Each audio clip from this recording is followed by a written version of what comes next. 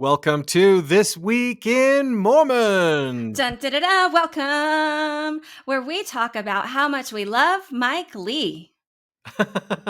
Every single week. Looking for a cool, delicious way to beat the summer heat? Try Postma's refreshing cold beverages. Enjoy a creamy Postma frappe made with milk and just the right touch of sweetener for a smooth, energizing treat. Or dive into a rich Postma milkshake, perfect for those sunny days when you want something tasty and satisfying. Postum gives you that delightful caffeine-free boost with every sip. This summer, chill out with Postum. Refreshment you can feel good about.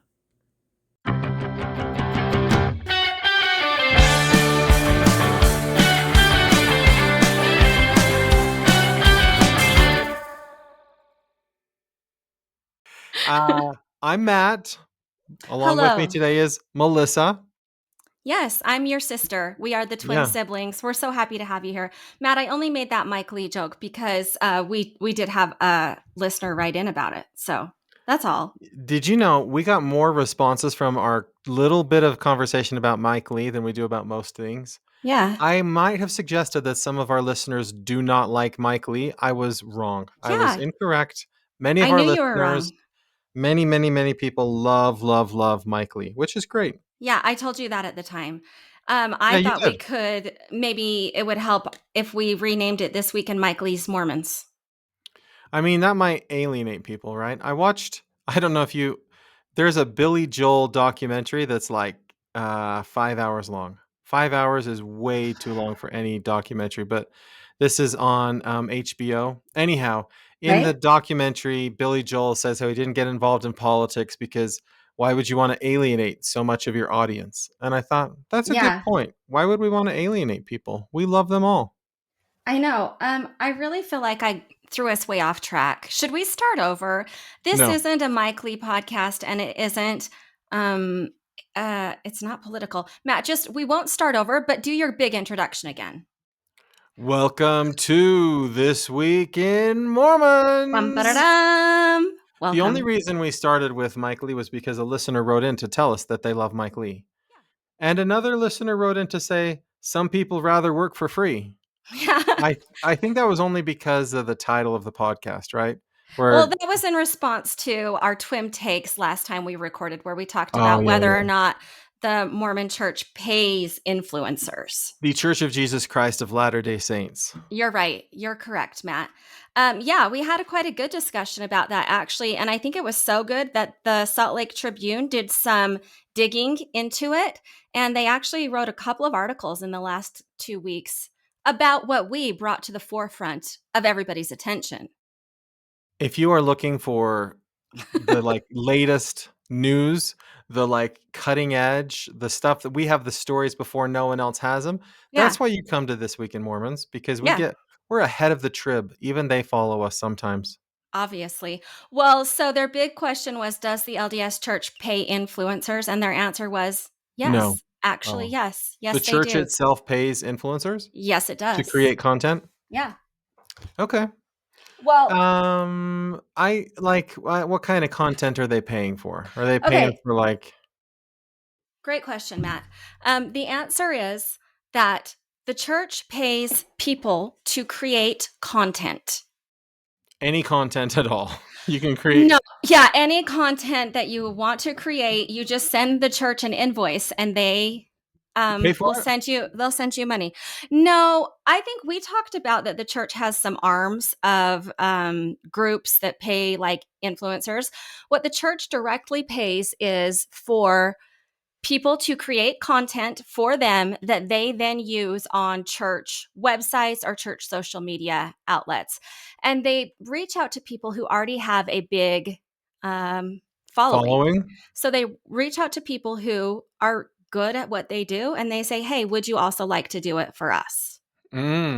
So they're not paying an influencer to create content that the influencer posts on their own channel. Correct. They're paying the influencer to create content that they're going to use on a church social media platform.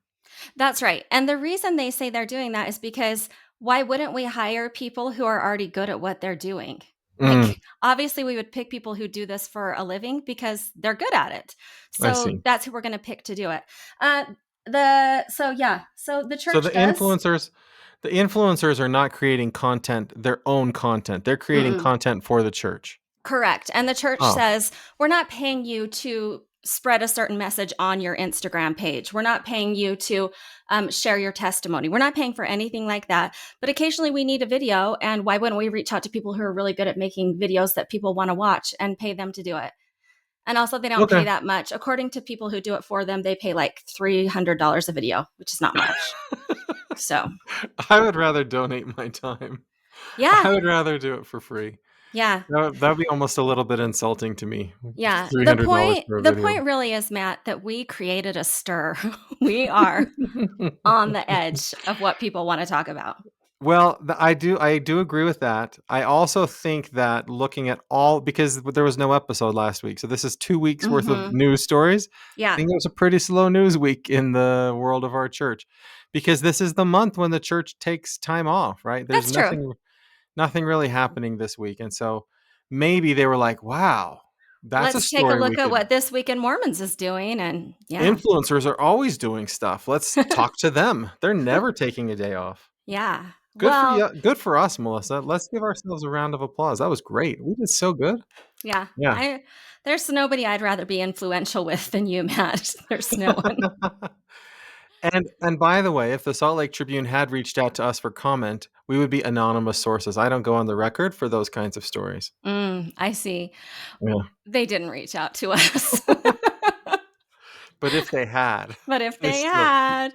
Yeah. Yeah. Well, are you ready for this week's Twim Takes? I've got a good one for us. I do. I think of this as there's like a soapbox on the ground, and Melissa is stepping up, and she's got some things to share with us. You're not And- wrong. And we're gonna maybe agree, maybe disagree. It's unclear at this moment. Listen, I don't want anyone to agree with me. I don't even know that I've formulated my thoughts before we have this discussion. I just want us to talk about things that I want to talk about. That's all. Good. That's why we do this. Tattoos. That's what I want to talk about. Tattoos. Mhm. Now, I will say that I have in the past, perhaps in jest, perhaps in inappropriate jest, suggested that the church should, because of all of the changing with the garments and the styles and how some people find them to be so uncomfortable or a health hazard, or people just don't like wearing them. I have suggested that the church is eventually going to say, you don't need to wear the garment if you tattoo the garment markings onto your body. Like, that's where I think the church is headed eventually. Oh man. We're not there yet. man. I've said that in the past. So, Melissa, being has said, it Matt- been a while since you went through the temple? Okay, I'm kind of thinking like that's not exactly consistent with what they're saying about, but maybe. I know that policies change, so policies change. Yes, policies change.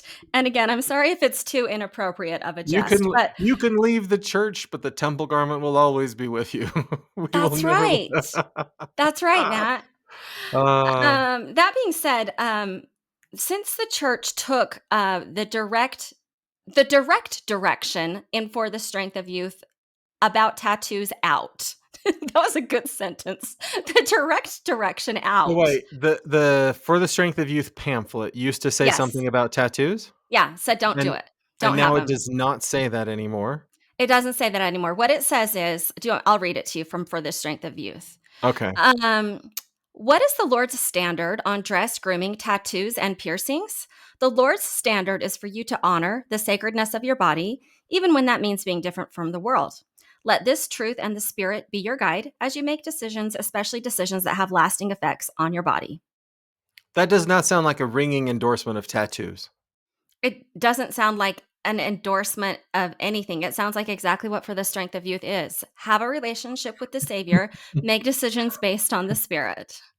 Not a list of can and cannot. What is the Lord's position on sugary, fatty things to eat?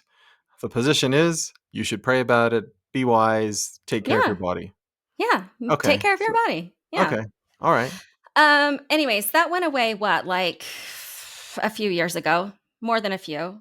But prior to that change in the For the Strength of Youth, there was a lot of very anti-tattoo rhetoric in the church, like strongly Yes, anti-tattoo. President Hinckley was very clear that we should not Yes. have tattoos. Yes. And in fact, listeners, if you want to click the links in the show notes, I've given you the whole history of anti-tattoo remarks from the church's website. Like Wow. all of it is there. And yeah, it was looked at as a thing that was, degrading to the body. Also, I think it was socially unacceptable. And so the church wanting to be, you know, They didn't want us to look like sailors who just got off the ship and put sure. tattoos on our arms that say Sailors is what I was "Mom," thinking of. or who's People that who music ride guy in Utah? bicycles. Who's that guy in Utah who's a music guy with all the tattoos? Post Post Malone. Malone? Yeah, they probably Yeah. looked at Post Malone and they're like, "We don't want people looking like that." I think they said this is how a missionary should look. And it's like the typical business American, right? Mm. Short hair, no facial hair, wear a suit, wear a white shirt. And tattoos are not in line with that look that we were trying to establish what members of the church look like. Mhm. Okay. Um, And now you're saying that that's changed? What's this yeah. what's this thing of like the where you're saying what is this where you said a form of worship? Listen, here's what I think, Matt. I think that LDS people are now using tattoos and as a way of saying my body is a temple. And if my body is a temple, doesn't the temple have like the Salt Lake City temple? It has these symbols on it. Why wouldn't I put symbols like that on my body, right? Mm. Like people are saying like if my body is a temple, can I use tattoos as a way of worship or like celebrating the things that I believe in? Because culturally, a lot of like island nations have done that in the past. Like that's their whole Yes. culture is tattoos as a way of celebrating family and tradition and all of those types of things. And I think what's happening is that's hitting the LDS scene now. I hope that in the next Days of 47 parade, there's Hmm. like the pioneers walking down the street with because Hmm. the pioneers will have no tattoos. That's not part of their culture. But No, then you'll have the pioneers from the Pacific Island nations with their tattoos. And then right? gradually people will be like, "Wow, those Yeah. tattoos are beautiful.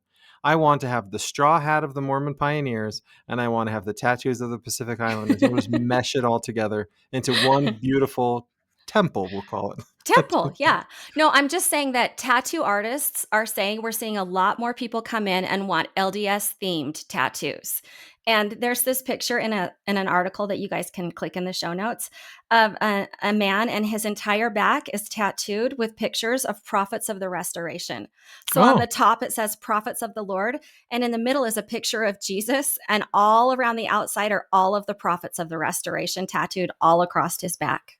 he has it on his back so he can never see it. He just sees it like if he wants to No, Matt, share you the don't gospel. understand. It means a lot to him. It means a Oh, lot to him. And so he's put it on his body to help remind him a permanent thing.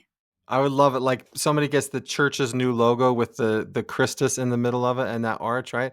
Because the last general conference, Elder Yes. Stevenson talked about. So they get that logo like tattooed somewhere on their body, but then like two presidents of the church later, they change the logo and they're like, "Oh no, no, I got to scratch that off and put on the new logo of the church."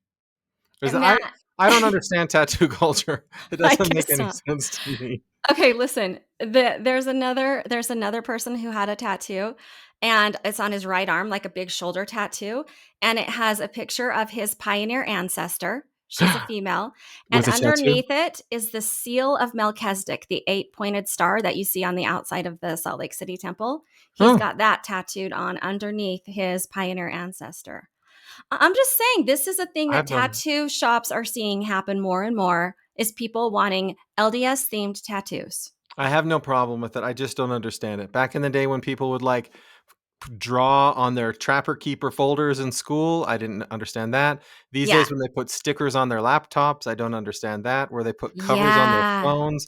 Yeah. To me, the most beautiful thing is clear, clean, untouched, unvarnished. That's beauty to me. If I went into the temple and it looked like the Crystal Palace of like Superman's family, where there's nothing at all of decorations, just crystal, like whatever, that's beauty to me. I Matt, don't you've know. never sounded more elderly. Hey, you would never color your hair. Never. Yeah. No. Yeah. Yeah. I don't Uh, understand it, but it's yeah. okay. I don't. I love people doing what they want to do. I have no I do problem too. with that. Here's the main thing I want to say is that I feel like as a church, um, we need to not preach that For the Strength of Youth says things that it doesn't say. So Oh, I was in a relief society recently where there are people sitting in the room who have tattoos. And some of the older women in the room, the discussion was, hey, just because For the Strength of Youth doesn't say that we can't have tattoos anymore doesn't mean that we shouldn't have tattoos. And you shouldn't have a tattoo and you shouldn't show your shoulders, even though you can wear garments that let you show your shoulders now. You shouldn't do that just because the garments allow you to.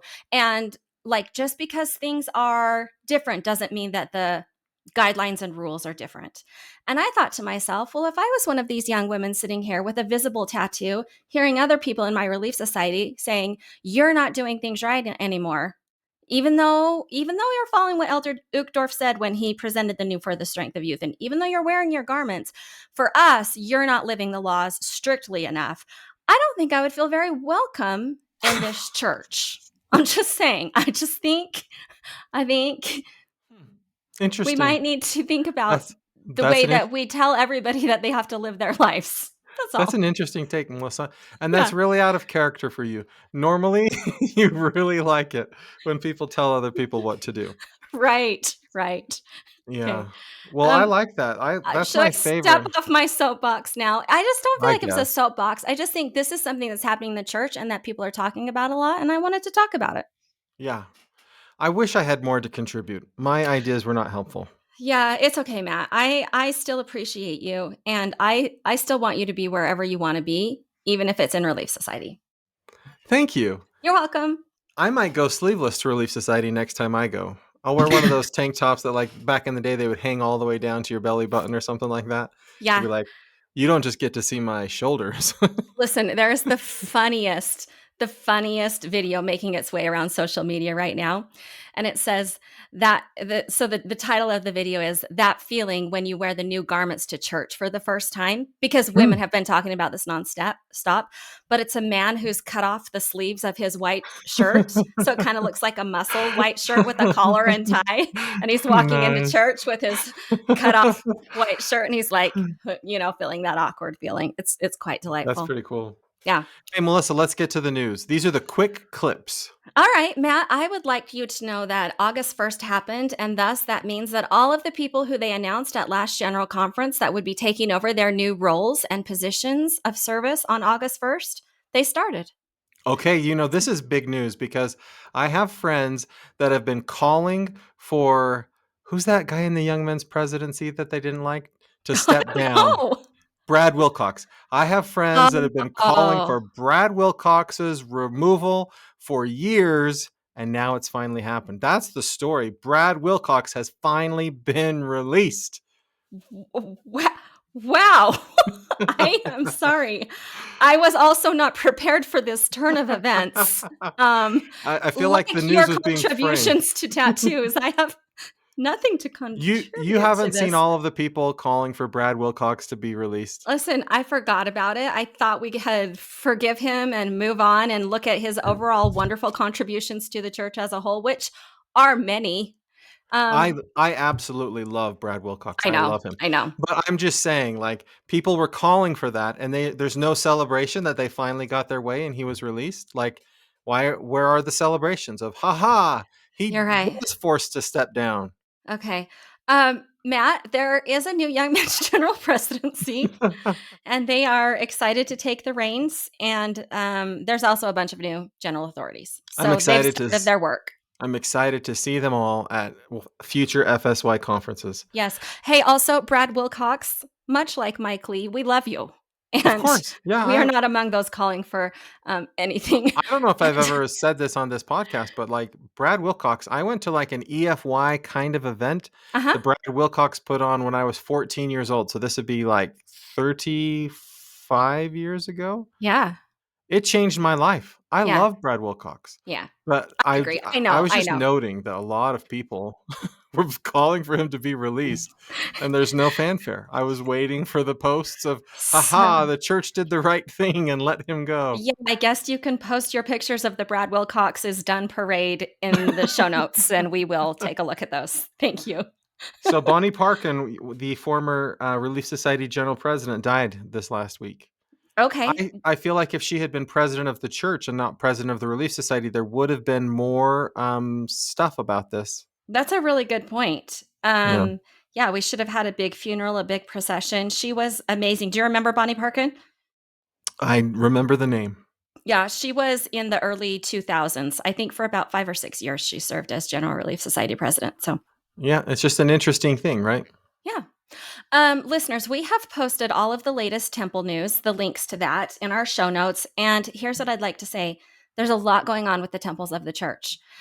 Dedications, groundbreakings, announcements, open houses, etc. And I think we can expect a lot of that to continue to happen because there's been so many temples announced. And it's fabulous. I think if there's ever been a better opportunity to teach someone about what happens in the temples, there's never been a better opportunity. It's right now. You could definitely find an open house or a groundbreaking or something like that to share with people. So, Just to help me on my running tally. yeah. No groundbreaking in China or the Russia area.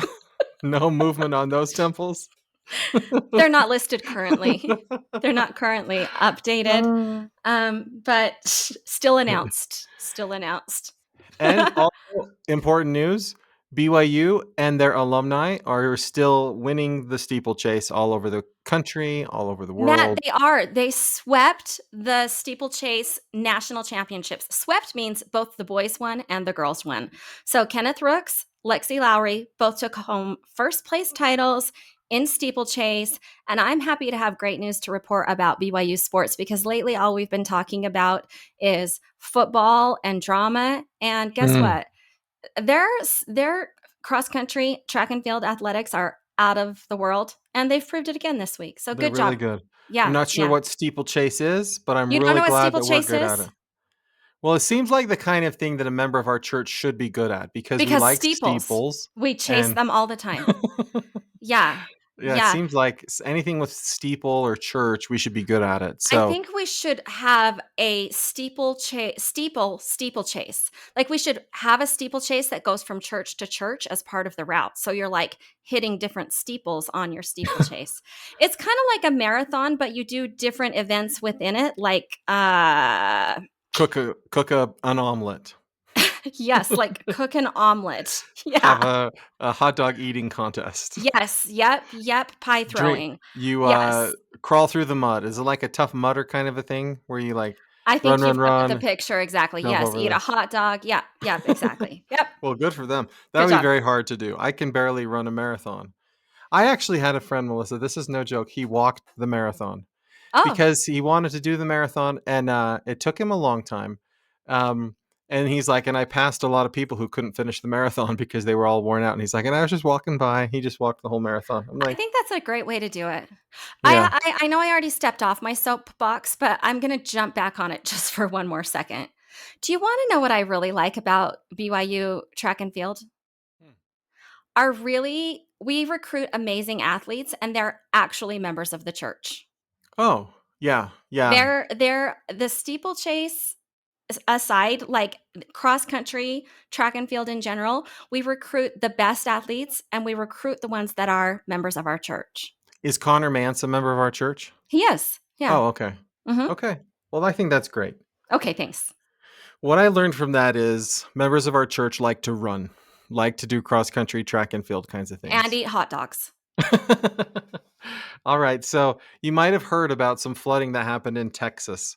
Yes. And as always, the church was there. Members of our church were there to help clean up and help fix things. But contrary to previous times, this time they waited a little bit because there was rescue efforts, right? And so they needed to make sure that they found all of the people who were missing before they started in the cleanup. But now the members of our church are helping with the cleanup because the rescue and recovery part is over. You know what I like? I like that that's what our church is known for, is that we will have people there no matter what relief is needed. Yeah. When I was in Kansas, we would do this a lot after tornadoes and things like that. And this one time, we were helping this person who's, I don't know if I've told you this story. We were helping this person. They were not a member of our church. Their home flooded. We were helping them get all the stuff out. And so we're moving things as we do as members of the church. And I was like helping to position this thing.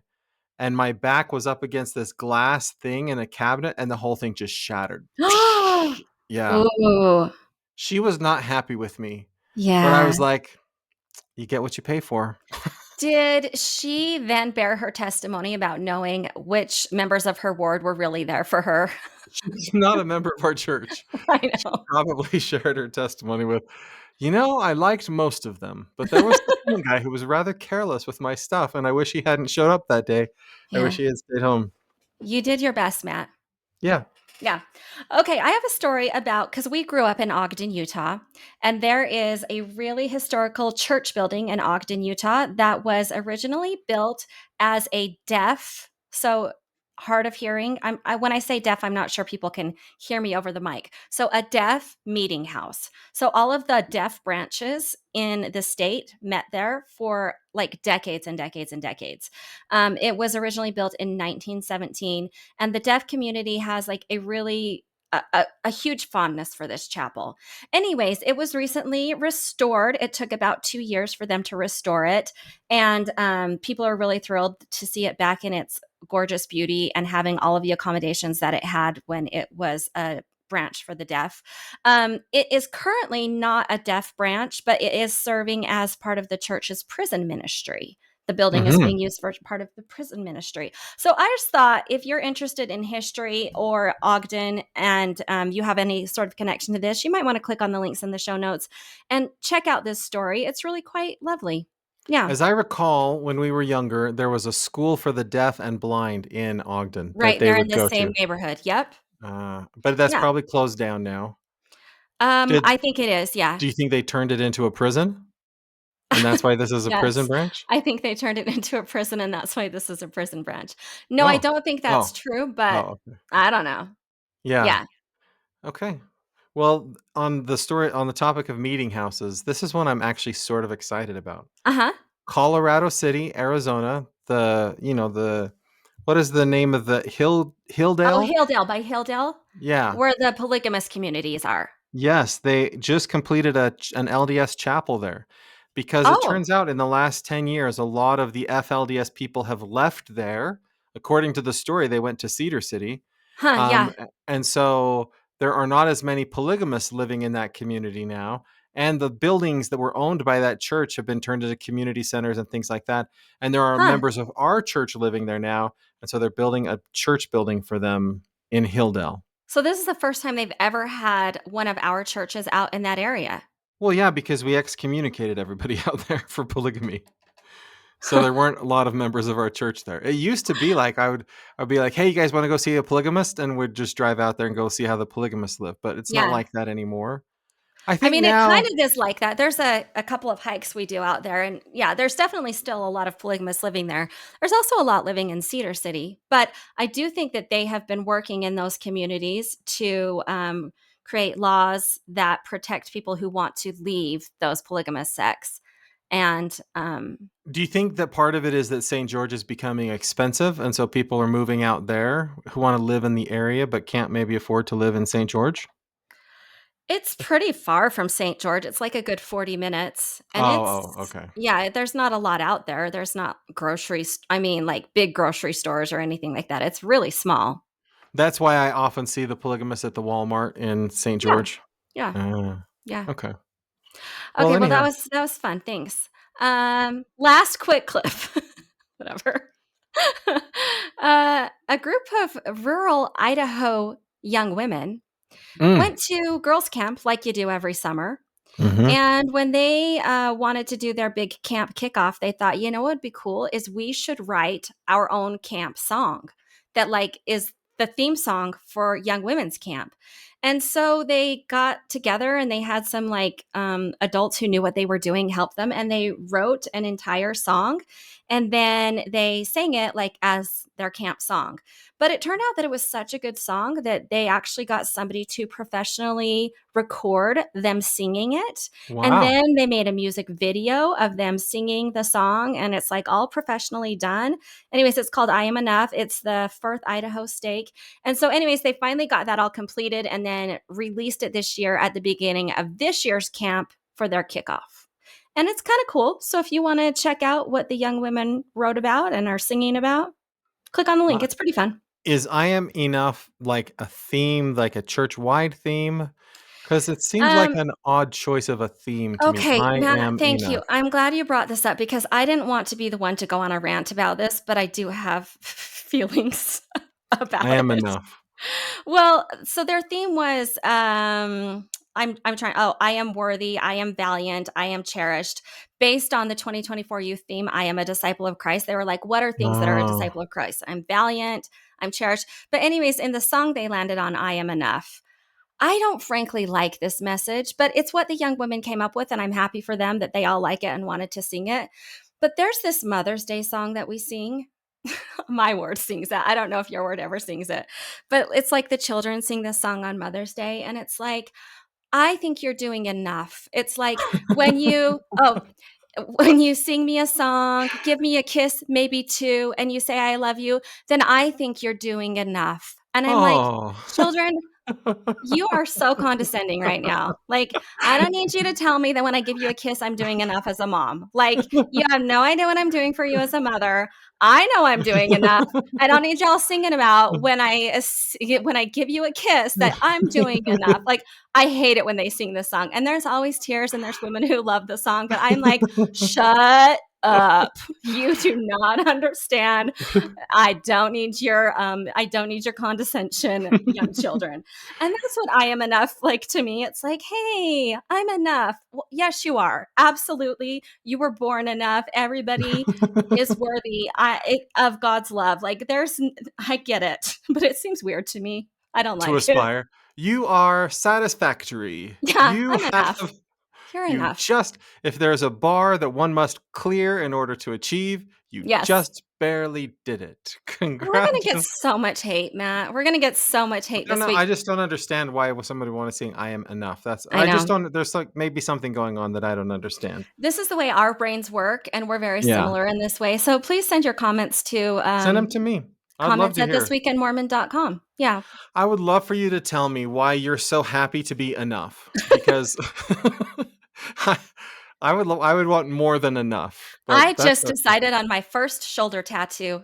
It's just going to say the word enough.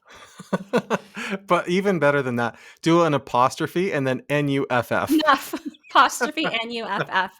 And I can maybe do some temple like drawings in the background to make sure we all know.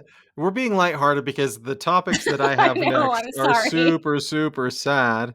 But there are a whole lot of abuse cases going on with the church right now. Yeah. There was a former missionary who abused people while on his mission and then went back to Tonga after his mission. He's accused of abuse. There's a doctor who would do physicals on elementary school kids and he would sexually abuse them. Mm-hmm. And there's a case that had been dropped, but the appeals court reinstated. There was an interview with an attorney who has sued the church hundreds of times, or at least represented hundreds of different clients in abuse cases against the church that I want to talk about just a little bit. Okay, And then there was a man who's accused of sexually abusing a 6-year-old who says that he was a bishop and a stake president, and he denies these allegations. Okay. So the attorney and then this one with the doctor, they make a couple of claims about the church that I think that would be interesting to discuss about the sex abuse things. So first, the doctor. The doctor didn't ever abuse anybody at church, but the kids knew him from church when they would go to get physicals from him. But the kids claim that because they were not adequately taught about sex ed things, that they did not have enough knowledge to understand that they were being abused by this doctor at the time they were being abused by the doctor. And so potentially the church has some fault there because they created a culture where kids don't know enough about these things so that they allowed themselves to be abused, or at least didn't recognize that they should Yeah. say no. What We do you think we've of had this? cases like this in the past where sister missionaries who are getting ready to go out on their mission go in for an exam and are told that they also need like a gynecology as exam and then have been abused, or women who are married and and still just don't know that much about sex, have doctors give them exams that are inappropriate. So yeah, we've definitely heard about this in the past. What do I think about it, Matt? I don't think we actually want the church teaching sex ed, Yeah, I don't either. right? And Like, I think an abuser is going to find people who are vulnerable yeah, and take advantage of that. And yeah. it doesn't matter why they're vulnerable. The abuser is the cause of the abuse, not anybody in the victim's life that contributed to them being vulnerable. Right. I think the larger problem is that we are taught to trust people who are members of our church, especially in a lot of these cases, bishops or elders, quorum presidents, or people in positions of authority. We're taught to trust them and that they would never do anything wrong or to harm us. And so we go into situations where we all are vulnerable, believing that whatever they want to do is fine because they're trustworthy. Yeah. Okay. Yeah. Okay, I here's also sorry, I do have one more thought. I also think that we teach people when we do teach about chastity or sex in the church, we teach it from a position of shame. And so people feel uncomfortable talking about what happened to them in the case of abuse. They feel shame and they don't understand that it's okay to talk about and ask questions and say, was this appropriate or was this wrong? Even, because we feel guilty or we feel shameful around sex instead of just treating it as this is just something that happens. It's a fact of life. It's a part of life.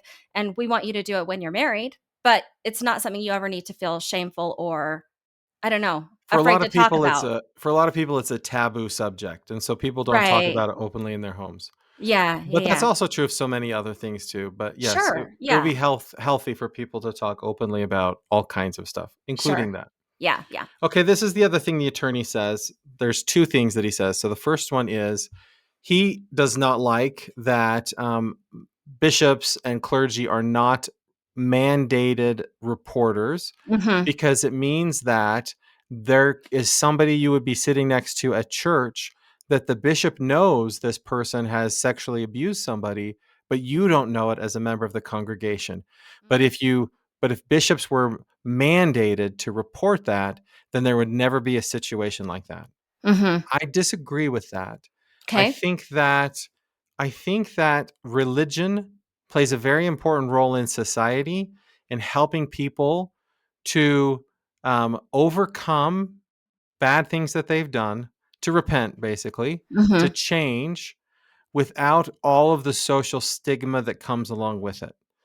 And I understand the desire to protect everybody in society, but these things like a list that you're a sexual whatever predator and you have to go on this list so everybody in the community knows who you are, or Hmm. these laws we pass about these sorts of like, if you don't allow people to anonymously deal with the consequences of their choices, they are not going to come. They're not going to. They have you take away the motivation for them to change, and it either leads to them committing suicide or to them to continue to abuse because they're not getting the help that they need.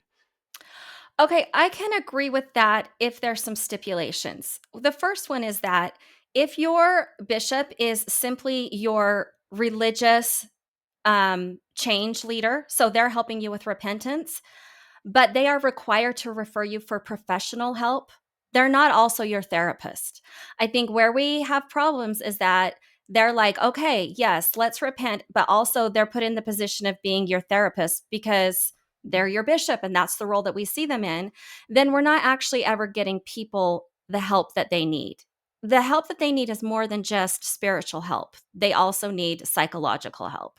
And so I think if we can say they're not a mandated reporter, but they are a mandated referrer, I could get on board with that. And I will help you with repentance change, but somebody else who is a professional needs to help you with that kind of change. What do you think about that? Um, I'm I want people to be able to go to their bishops for spiritual matters Mhm. and not get help for things beyond spiritual matters. That part I agree with. Mhm. I I don't believe that a person really changes until they're ready to change. Sure. And I think that they should have the conversation where they say you're going to need more help than what I can give you. Mhm. But I think that if they think in any way that the bishop might be referring them or telling on them or whatever, that's going to make them not tell the bishop. Okay. What about the fact that the bishop is also supposed to be a steward over the people in his flock that are being abused? And So can he do both? the bishop in ward council, and probably you don't even have to do it in any specific case, should in every ward council make sure everybody knows that we let anybody into our church. We don't do Hmm. background checks. We Mhm. don't, anybody who wants to join our church can come to our church. And by the way, we don't even verify the things that they are telling us are actually true. When we Unless they have a tattoo, right? Right, like when they create a membership record for a person, they don't verify their name, they don't Yeah. verify their address. We don't know anything about these people that come into our church. And so I think it would be healthy for everybody to just recognize like, yes, the church is a safe place spiritually, but no, you can't just trust people. You don't really know the people that are at church with you. You might Yeah. think that you do, but you don't. Like I think everybody can recall a situation in their specific life where there's someone they knew at church that did something they could never have imagined that person would do, but it turns Right. out that they did it. Like that's Yeah. just the world we live in. And Yeah. so you can't think, oh, so and so's in the church, therefore I can trust them with everything.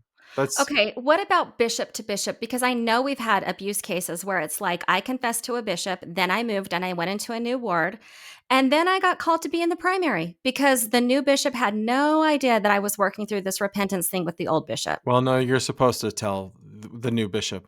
That is a If thing. yeah, if you're a bishop and you're working with somebody about something, you put a note on their record that Mhm. says call me before the person leaves. Mhm. Okay. Yeah.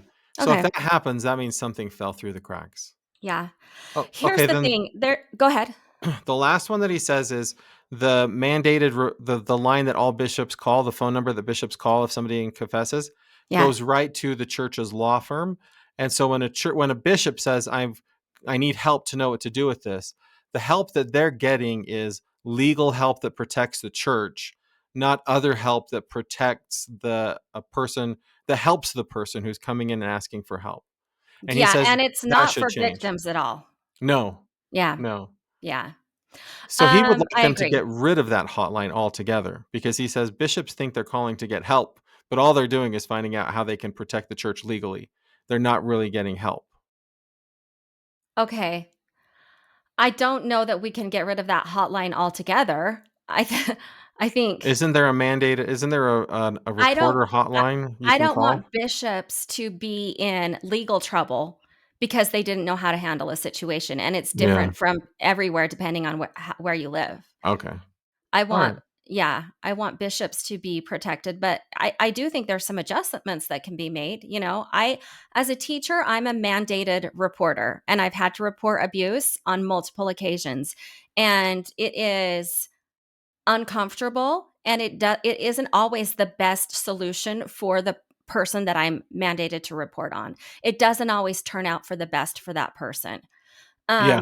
And so I understand why people have problems with mandated reporting.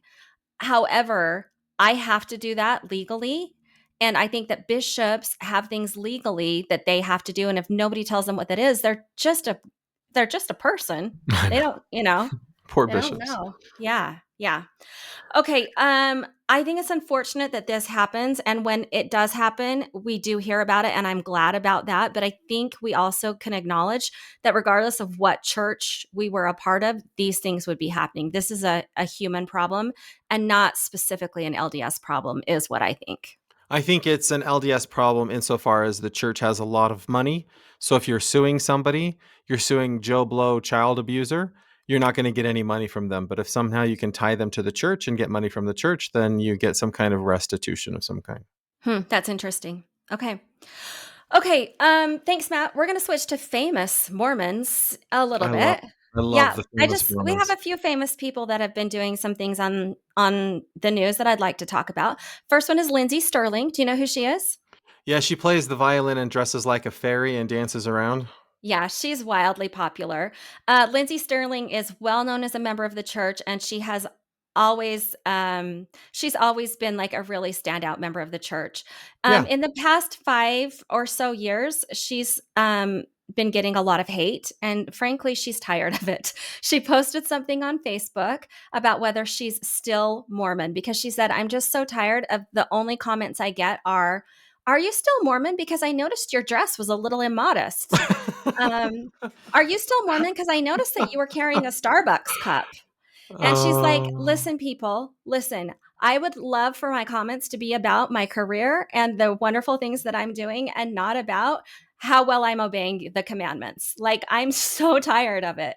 And I was thinking about this and I was like, we just posted all over the church news the picture of the steeplechase winner, and Yeah. she was not dressed modestly. Guess what she was wearing? She was wearing clothes that you wear when you race in the steeplechase. Do you think she's And still a member of the we church? saw her midriff. Yeah, yeah. Uh-oh. Lindsey Sterling is allowed to wear whatever she wears in her career and in her profession to do her job, and she's just tired of people talking about it. So, But do they basically, post them at Starbucks? Because I don't know. Lindsey Sterling said she drinks coffee and she has no problem drinking coffee. And she would like people to know that that doesn't mean she's not LDS, which I think, Matt, we've talked about in the past, is very in sync with a lot of people of her generation. Well, I mentioned that I watched the Billy Joel documentary, and I will just Yes. say, in terms of Word of Wisdom challenges, if coffee is Lindsay Sterling's rock star Word of Wisdom challenge, that's not as bad as what Billy Joel was dealing with. Yeah. I just think this is an interesting take in contrast with our next famous Mormon. So, anyways, Lindsey Sterling, thanks. You're doing great, and we love you. And I'm so sorry that people only comment on the way that you're living your life. That must be hard. Um, Fame yeah, comes with costs. yeah. The next famous Mormon, Dr. Julie Hanks. Have you heard of her? No, She's a she's a really, doctor. yeah, she's a really well known therapist. Oh, And really well known for being LDS. She helps a lot of people, and she's very visible online, kind of like Lindsey Sterling, too. okay. Anyways, she was also recently asked if she was still LDS. And shockingly, she said, "No, I'm not." And this shocked a lot of people because, again, she's very known for being a very faithful Latter day Saint, for being very helpful to members of the church who are navigating things. And so, yeah, she said, "Actually, no, I'm not a member of the church anymore." I'm going to read you her exact response. She said, after being called in by my stake president 6 months ago and warned about my online content and counseled that criticizing policy is apostasy and told that there have been complaints by ward members, I decided I would step away. I don't want to give away my power anymore. So she basically felt like she was about to get excommunicated and that she would step away instead of getting excommunicated. But her problem, I think, is that she still loves the church and believes in the church and feels like she's faithful in the church. And all that she said, this is what she said. She said, "I advocated for LGBTQ rights and I criticized the garment for being patterned after male clothing." So those are the two things that she's aware of that maybe annoyed congregation members in her church. But yeah, she said that she's just frustrated that members of the church would go to her leaders and say, Sister Hank, she's criticizing the pattern of the garments. And Sister Hanks, she's advocating for LGBTQ people, and that would enough people would go in and criticize her, and she would get called in. And anyway, so she has stepped away from the church. I think this is. I think this is interesting because I love Dr. Hanks. I love the work she does.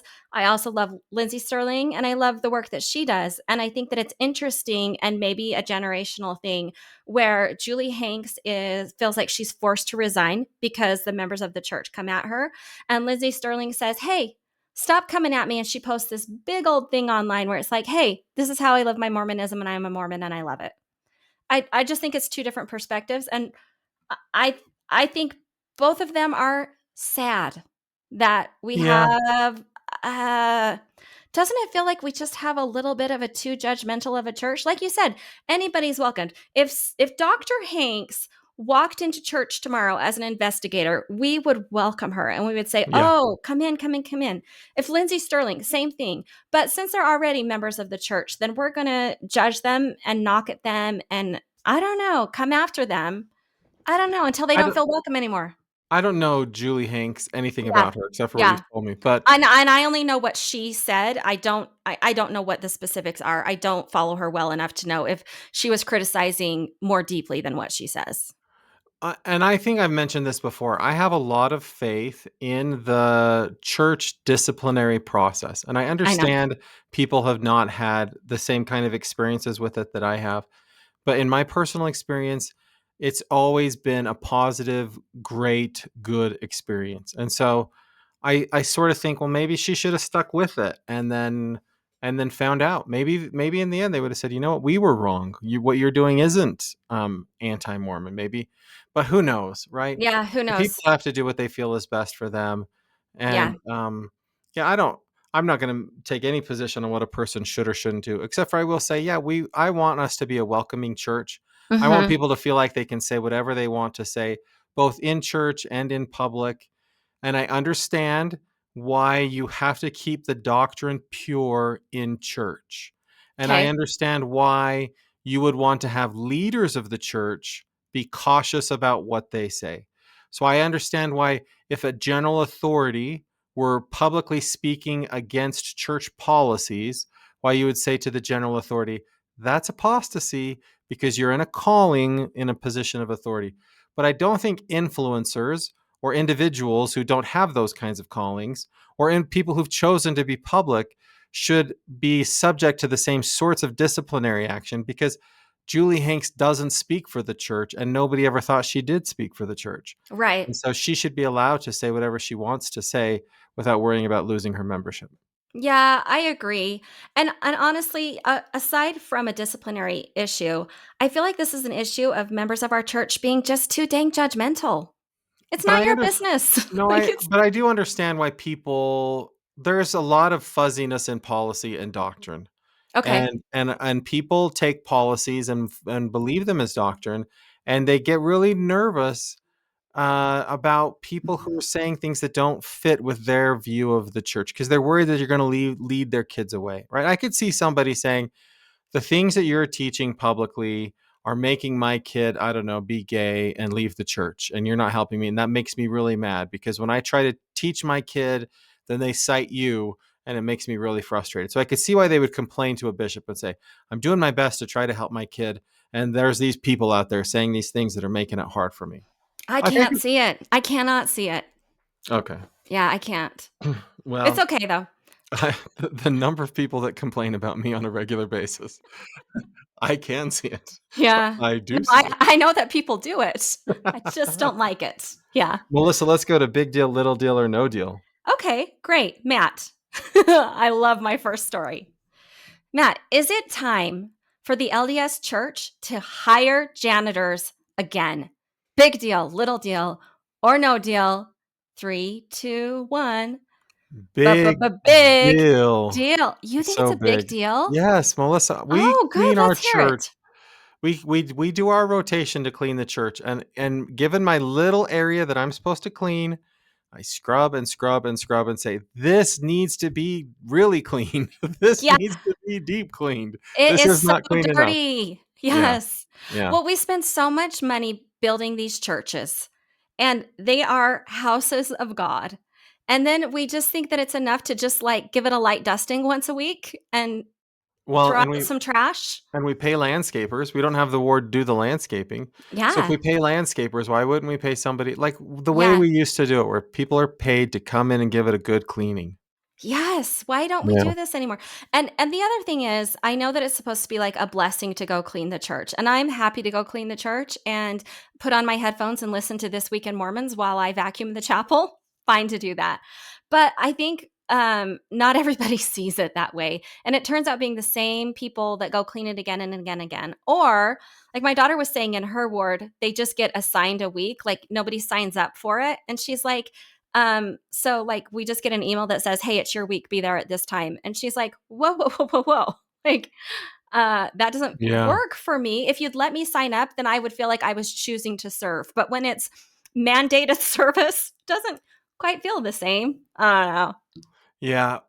We get assigned to clean the temple sometimes too. And that's one Yeah. where when you clean it, you're like, I feel like I made it dirtier. Like the temple's super clean. So clean, And they right? have paid people that are there that show you how to keep it clean in the temple. Yeah.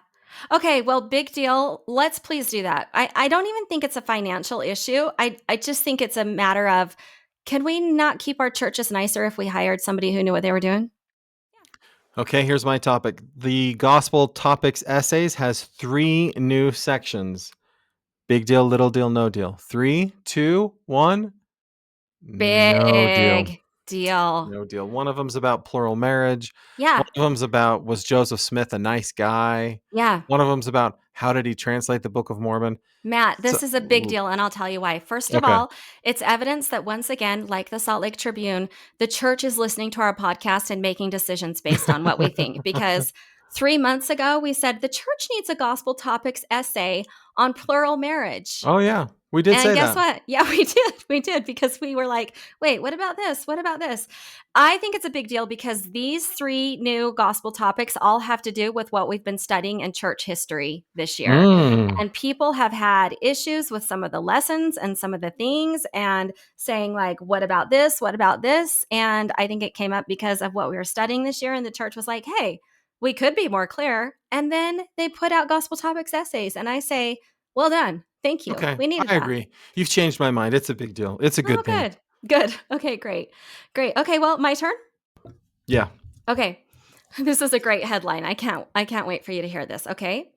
Do you know the book Sapiens? I do not. Yuval Noah Harari. I'm going to use that word, so I just wanted you to know what we're talking about. Yuval Noah Harari is the author of the book. Okay, here we go.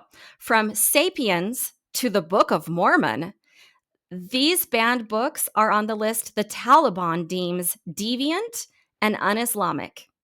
Big deal, little deal, or no deal? 3, 2, 1. Big deal. Deal. The Taliban is banning the Book of Mormon, Matt. Yes. And Sapiens. Yes. I feel like Satan has finally found us. He finally knows who we are. Now, for all of our Muslim listeners out there, I just want you to know the Book of Mormon is as Islamic as any text out there. It's so good for people who love Islam. It will bring you closer to Christ, but it's also completely consistent with Islamic teachings about how a person should live and behave. Well, not according to the Taliban. What? I mean, but the Taliban is, we're okay to be banned by them. I'm glad they finally figured out that they should ban us. It took Russia a long time to figure it out. China's just barely coming along, and now the Taliban. So, any do you feel like opportunity this is I a have direct attack on us? No, probably not. They probably ban. We could probably have a much shorter list of books not banned by the Taliban. Well, Curious George banned by the Taliban. As on his. Well, I do want to tell you one thing as a school librarian.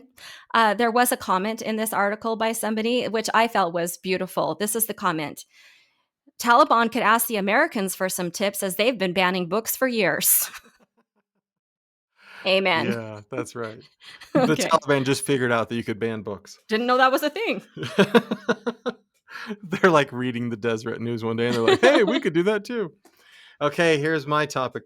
Why LDS enclaves are spurning populism. Big deal, little deal. Wait. Oh, shoot. This is where I play the dumb one. What's populism again? Populism is like these sort of grassroots politicians that speak to, I'm trying to like say it in a really nice and kind way. They're sort of like these uneducated masses that get really riled up and sort of anti-government and it's like this sort of like fiery, flamey rhetoric that like really appeals to the uneducated masses. That's populism. Okay, give me your headline again. Okay. Why LDS enclaves are spurning populism. Big deal, little deal, no deal. 3, 2, 1. No idea. Yeah. No idea. Wait, so it's LDS, a story in the LDS Deseret people News. used to love populism? No, there's a group Oh, out there that they are trying. They did a large survey and they're looking at political opinions by county and region in the United States. And so they're like, okay, these are the counties that are dominated by members of our church, and these are the counties dominated by evangelicals. And a Deseret News reporter looked at some of that stuff, and they're like, wow, LDS counties or counties dominated by LDS people tend to not like populism. They tend okay. to worry about like inflation and the national debt more than they worry about immigration. And so, yeah, they did a story. But I said it's Okay. no deal because I think it's no deal. Okay. Well, you're the expert as the political scientist in the room, so I'm just Okay. going to move on because I think our listeners will be able to get a really good sense of how we're different when I read my next headline. Okay. Okay. Okay. Okay. Now, I will be honest, this is from The Onion. Okay. Oh, This is from The Onion. So, but now nonetheless, I love the headline. for listeners who may not know, The Onion is fake A news. serious news source. The Onion is satire, right? It's Yeah. not even like the Inquirer that No. takes something in fact and okay, it's just completely satire. Yes, but it's delightful and Okay, okay. funny. But yes, when you read The Onion, you know this is made up as a form of satire. Okay, Okay, got here's it. my headline.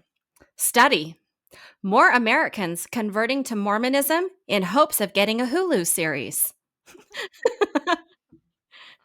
Big deal, little deal, no deal. 3, 2, 1. Big deal. Big deal. According to our satirical nationwide survey, more than 2 million U.S. residents joined the Church of Jesus Christ of Latter-day Saints last year to increase their odds of scoring a meeting with the producer of From the Secret Lives of Mormon Wives. Yep. The The reason it's a most, big deal is that The Onion is paying attention to us, that's right. and in their satire, they think 2 million is a reasonable number of people to join the church. They have no clue how many members of the church there are in the United States. Yes. And it's Yes. just so funny, right? Additional findings, we found they do call it the Church of Latter-day Saints, but additional findings, we found that the Church of Latter-day Saints is directly leveraging this trend by encouraging their international missionaries to promise people around the world that they too could earn meal brand kit deals after getting breast implants and embroiling themselves in TikTok swinging scandals. Oh, Welcome to our man. church. That's a big deal because it means we have arrived. We don't have stories about Jehovah's Witnesses, people doing stuff like that. There's Yeah, nothing about the Mennonites or the that's Seventh-day right. Adventists. Big deal for us. Good job, us. Yeah, please Okay, enjoy. last one. Teddy Roosevelt was a pivotal figure in repairing the perception of Latter-day Saints in the national government. Is that a Again, big Matt, deal? why is your headline so different from mine? Why is Teddy Roosevelt. Is that okay, a big deal, a little deal, or no deal? 3, 2, 1. little deal? I can't decide. It, Oh, okay. it's probably no deal at all.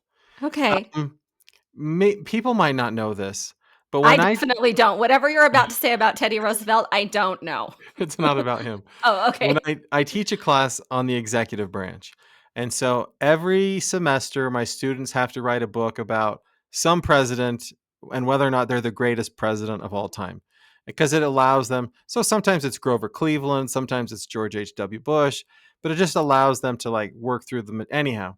So then that inevitably leads to the question, who is the greatest president of all time? Oh, And I often put Grover Cleveland and Benjamin Harrison on my list because they pardoned the polygamists, and so they like did great things for the church. And so I'm like, my list is like presidents who did awesome things for the church. And so now I know Teddy Teddy Roosevelt's got to Roosevelt. be, maybe he's got to be number one for me, right? Okay. National parks. He created the nation of Panama by force of will, and made it so that people didn't hate Reed Smoot anymore. Like, thank you, Teddy. Wow. Okay, Mhm. Matt, thank you. I think that would be a really wonderful lead into this week in Mormon history. I don't have anything else to say Okay. about it. I only Okay. have one thing from this week in Mormon history we're going to discuss. Okay. 150 years ago, in Okay. August of 1875, Apostle Joseph Angel Young dies. Now, this is why he's interesting, and I put a link to his Wikipedia page. Okay. He was ordained an apostle by his father, Brigham Young. Okay. But he was never sustained in General Conference, never sustained anywhere. He never served as a member of the Quorum of the 12 Apostles, and he never served in the first presidency. So his dad, Brigham Young, just set him apart? Made him an apostle. And he served as a stake high counselor in Sevier County. So, like, he did church stuff, but he was like, could you imagine being an apostle, but you're not in the Quorum of the 12 Apostles and you're not in the first presidency? It feels weird. Yeah. Yeah. That was 150 years ago. I would love it. Now, I don't think that President Nelson takes advice on these things from our podcast, but you never know. We got the plural message at the plural marriage essay. So he just starts ordaining people apostles. He's like, there's not a vacancy in the 12 right now, but I think you should be an apostle, and then ordains apostles. So technically we could do that. It's not against our church doctrine. It's a thing that could happen. I don't know. I have no idea, right? I'm pretty sure when you advance in the priesthood, you're supposed to have people raise their hands and say yes at some point. Yeah, I don't know. Joseph Angel Young. Oh, also 150 years ago, the person who did the Mountain Meadow Massacre, John Lee, his trial ended in a hung jury. They did not convict him. Yeah. Huh. Okay. I know a certain Lori Vallow Daybell who wishes something like that happened to her in Arizona, but it did not. Didn't work out for her. Thank you. Okay. That was scintillating. Well, we talked last time we recorded, we talked about all of the murder and stuff that happens among members of our church. And I thought, let's bring it all the way back to Mountain Meadow Massacre. We've been murdering people in our church for a long time. And on that note, we would like to thank you for listening to This Week in Mormons. You should subscribe to us on YouTube. If listening to us is not enough for you, watch us on YouTube. And you can comment on YouTube and we'll read those comments. You can email us at contact@thisweekinmormons.com. And we would just like to thank you for listening to the Original Mormon / Latter-day Saint News podcast, the ever imitated, never duplicated, original LDS podcast. Have a great day, everybody.